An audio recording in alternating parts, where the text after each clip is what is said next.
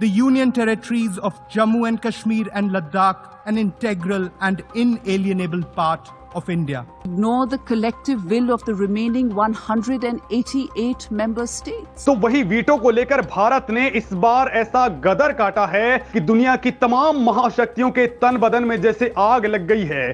दोस्तों, भारत बार बार इन P5 यानी America, France, Britain, रूस और चीन को इज्जत के साथ सम्मान देता था, लेकिन इस बार ऐसा भिगो करके जूता मारा है कि भागने के लिए इनको जगह तक नहीं मिली है। दोस्तों, इस वक्त इंटरनेशनल मंचों पर कहीं मोदी दहाड़ रहे हैं, वो यूएन को जमकर लताड़ चुके हैं, तो एस जयशंकर, संयुक्त राष्ट्र में भारत की परमानेंट रिप्रेजेंटेटिव रुचिरा कंबोज पिछले कुछ दिनों से लगातार यूएनएससी के रेल बनाए पड़े हैं। अब यूएन में भारत के स्थायी मिशन के काउंसलर प्रतीक माथुर ने भी कुछ ऐसा कहा है कि दुनिया में बवंडर मच चुका है।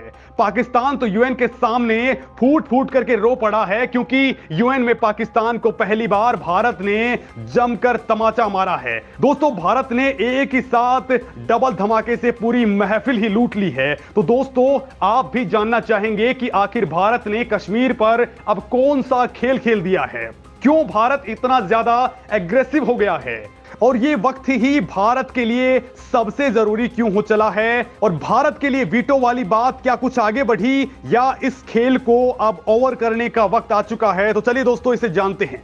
दोस्तों, सबसे पहले आपको मैं ताजा अपडेट से रूबरू करवा देता हूं जो आपका भी दिन बनाने वाला है। दोस्तों, अभी एक ही दिन पहले यूएनएससी की डिबेट में यूएन में भारत की स्थायी प्रतिनिधि रुचिरा कंबोज ने वीटो नेशंस को ही जम करके लताड़ लगाई थी।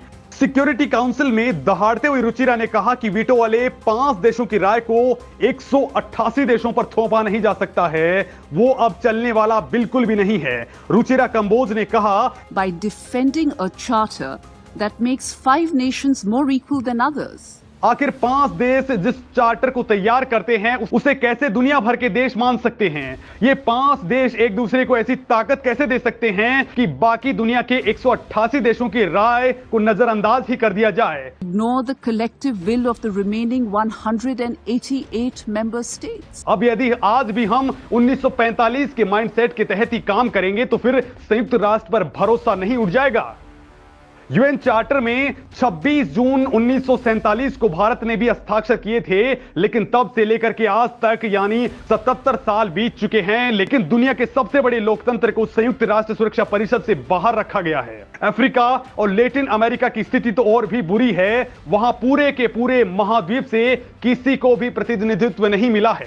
लिहाजा अब बदलाव नहीं होगा तो फिर यह संस्था अपना अस्तित्व खो देगी। तो वहीं ठीक इसी दौरान ऑस्ट्रिया में बैठे विदेश मंत्री एस जयशंकर ने भी साफ कर दिया कि 77 साल हो चुके हैं, इस कबाड़ को बदलने की जरूरत है। संयुक्त राष्ट्र में बड़ा बदलाव अब भारत की विदेश नीति का पार्ट बन चुका है।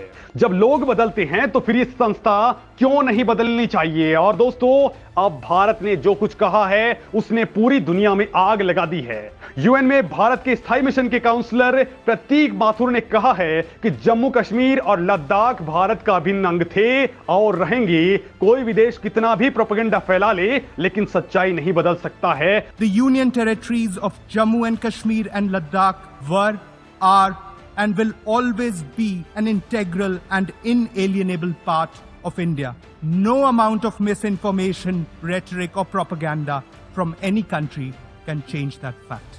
Thank you. और दोस्तों, इसके बाद तो संयुक्त राष्ट्र में पाकिस्तान का गला ही सूख गया है। माथुर इतने से ही नहीं रुके, बल्कि उन्होंने कहा कि संयुक्त राष्ट्र की ओर से वीटो पहल को अपनाए हुए 1 साल बीत चुका है। दोस्तों, इस बार भारत ने यूएन की ऐसी रग दबाई है कि चीन खेल से ही आउट हो गया है। दरअसल भारत ने कहा है कि वीटो पर भारत की स्थिति क्लियर है।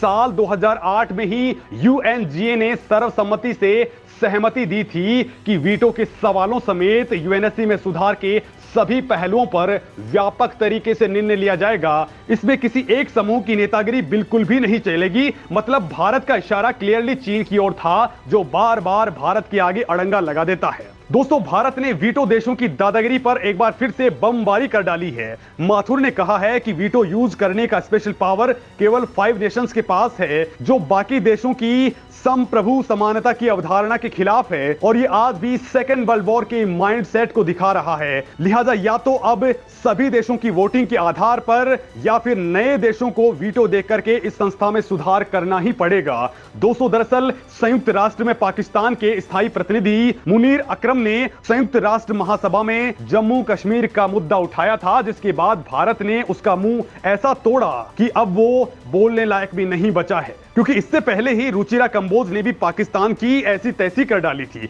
दोस्तों, इसी महीने यूएनएससी की अध्यक्षता रूस कर रहा है और रूस के विदेश मंत्री सर्गेई लावरोव की अध्यक्षता में एक साथ कई कांड हो रहे हैं। एक तो भारत ने जमकर पाकिस्तान को लताड़ा है, तो वहीं वीटो पावर नेशंस को भी बिल्कुल नहीं छोड़ा। तो वहीं दोस्तों, इजराइल ने भी एक दिन पहले लात मारकर इस मीटिंग का ही वॉकआउट कर डाला। इजरायली राजदूत गिलाद एर्दगन को उस बेवजह डिबेट बुलाने पर गुस्सा आ गया जिसमें फिलिस्तीन को लेकर के सवाल थे। दरअसल दोस्तों, इजराइल 26 अप्रैल को अपने सैनिकों की याद में मेमोरियल डे मनाता है, लेकिन यूएनएससी ने इसी दिन डिबेट बुला ली, जिस पर इजराइल नाराज हो गया। दोस्तों, बेशक इजराइल वाला मामला अलग था, लेकिन इजराइल भारत को वीटो के सपोर्ट में सदा खड़ा है और भारत की यूनाइटेड नेशंस से डिमांड है कि यूनाइटेड नेशंस को एक्सपेंड कर दिया जाए, परमानेंट मेंबर्स और नॉन परमानेंट दोनों की ही तादाद को बढ़ाया जाए। दोस्तों, भारत के लिए बड़ी बात यह है कि भारत 142 करोड़ की आबादी के साथ ही दुनिया का सबसे बड़ी आबादी वाला देश बन चुका है, दुनिया का सबसे बड़ा लोकतंत्र है, आज की डेट में 5वीं इकोनॉमी है और जल्द ही दुनिया की 3री सबसे बड़ी इकोनॉमी बन जाएगा।